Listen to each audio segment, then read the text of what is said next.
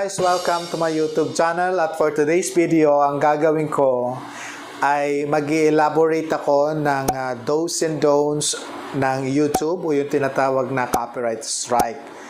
Kasi ngayong araw o this week, malungkot ako ngayon kasi ka-upload ko pa lang ng video. Tapos biglang may nag-message sa akin na sabi, "Your videos uploaded has been deleted." What? Ka-upload ko lang, dinilit na agad. No! Diba? Kaya sa mga loob ko ngayon kasi halos maghapon kong ginawa yun. Nagkahirap-hirap ako mag-edit, etc. Mag-upload, ganyan-ganyan. Tapos i-delete lang nila. Diba? Kaya iwan ko sa kanila. Bakit ba? At dahil nga yan, nangyari sa akin at ayaw ko ring mangyari sa inyo, ang gagawin ko ngayon ay mag-elaborate ako ng do's and don'ts ng YouTube o yung tinatawag na copyright strike. Lalong-lalo na doon sa mga merong mga 30k subscribers, yon and up. Delikado yon kasi sa tatlong pagkakataon na ikaw ay na-copyright strike, madidelete ang iyong account sa YouTube. What? Makakat na yung pagsahod mo buwan-buwan at hindi ka na makakapag-upload ng mga videos sa iyong account. No! Diba? Kaya mahalaga na alam natin ang mga do's and don'ts ng YouTube para maiwasan yung pagkawala ng ating account sa YouTube. Okay. Kaya ito ay awareness na rin sa ibang mga YouTuber content na maliliit pa, yung nag-uumpisa pa lang dyan.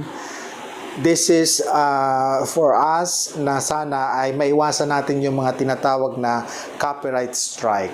Diba? Kasi bago pa lang ako, wala pa akong kaalam-alam sa YouTube. Kaya nangyari siguro sa akin yun. Kasi ang content ko doon ay ganito, in-upload ko. Yung home quarantine, iyayo muna si Tito, ganon. Kasi ang content ko doon, nagpaligo ako sa aking pamangkin. Nakahubad yung pamangkin ko, nagsisisigaw. But anyway naman, na naglalaro lang naman kami. At yun, nasabi sa akin ng YouTube ay nalabag ko raw yung Children's Act nila, yung Children's Privacy. Ganyan-ganyan. Kaya sabi ng YouTube, huwag kang mag-alala kasi hindi naman nawala ang iyong account. Binura lang namin yung video. Okay yon. So first warning na ako, diba yun, nakakainis. Diba? Meron na lang akong dalawa, mawawala. Hindi pa nga ako nag-uumpisa, mawawala na agad yung... Anyway, dahil nga sa nangyari sa akin at tayo po rin mangyari sa inyo, please watch this. Dahil ito ay para sa atin at para sa lahat. So yun na nga, dahil nga ako ay na-copyright strike at binura ng YouTube ang aking bagong upload, ay pag-uusapan natin ngayon o ilalaborate ko ngayon ang tinatawag na do's and don'ts ng YouTube or ang tinatawag na copyright strike. Diba? Excuse me po. Okay, ano-ano ba yung mga copyright strike? Una, copyright. Pangalawa, yung upload. Pangatlo ay yung comment. Sa copyright ay napapaloob doon yung content, yung music background, yung sound effects, di ba? At yung copy-paste ng video. Okay? Una ay ang content. Ano-ano ba yung mga content? Dapat ay original lahat na meron ka. Diba? Okay. Ano ba meron ka? Halimbawa, magaling kang magluto. Magaling kang mag-DIY. Yung mga gawa ng mga, kung ano ng mga DIY, yung 5 minutes DIY, ganyan-ganyan. O kaya, mahilig kang kumain, mahilig kang mag-travel. Kung anong talent na meron ka. Excuse me po. Apat na yun, pwede mong gawing content yun sa vlogging content. Okay? Pwede yon. Ngayon, ang tinatawag na music background. Ano ba yung mga music background na Wait a minute. copyright? Halimbawa, yung Tala by Sarah Geronimo, copyright strike yon. Ibig sabihin, merong nagmamay-ari music background na ginamit mo doon sa YouTube na kung saan ang video mo ay hindi malalagyan ng ads, na kung saan ang kikita doon sa video na ginawa mo ay yung mismong may-ari ng music, ganon. O yung tinatawag naman na sound effects.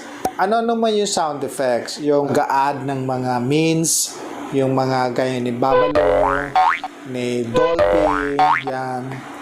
Pwede kang makopyright niyan. Kasi yung video na nilalagay mo na nagpa-pop up sa screen mo ay hindi mo pa may-ari.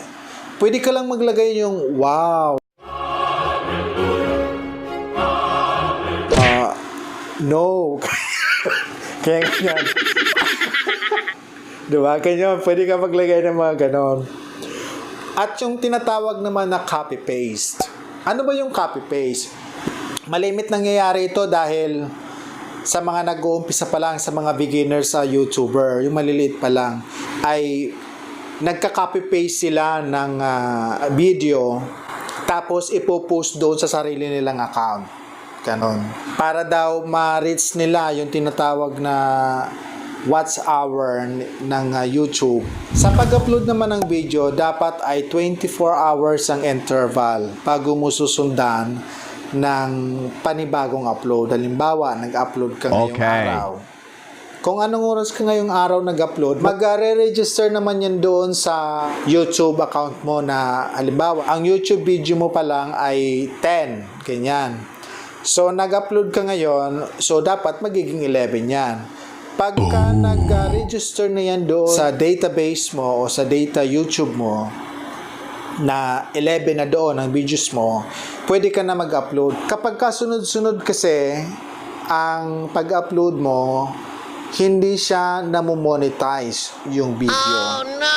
So sayang naman ng video mo dahil lang sa sunod-sunod or ang interval, mga an hour lang, mga 10 hour, 5 hour, mga ganon. Sayang naman nung ginawa mong pinaghihirap-hirapan mong video at yung paggawa mo ng mga content, pag-edit mo, sayang naman kung hindi ma-monetize, ganon. Okay, tapos, dapat ang video na i-upload mo ay 10 minutes up.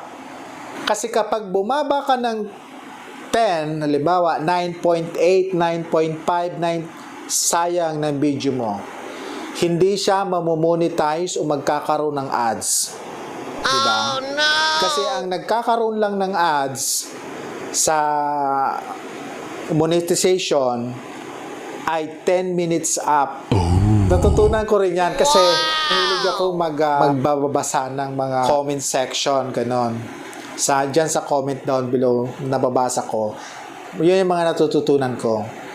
Na ang ina-upload pa lang video ay 10 minutes up para mag-earn ng ads or ma-monetize ang video mo. Kasi it's not... Excuse me po. Ano ba yan? May namumuong nuclear sa ano ko. Hirap akong magsalita dire-diretso. Kaya I hate this vlogging. Kasi ganun na yung lalamunan ko pagka ganon. Tapos ngayon, ang pangatlo ay ang comment. Yan.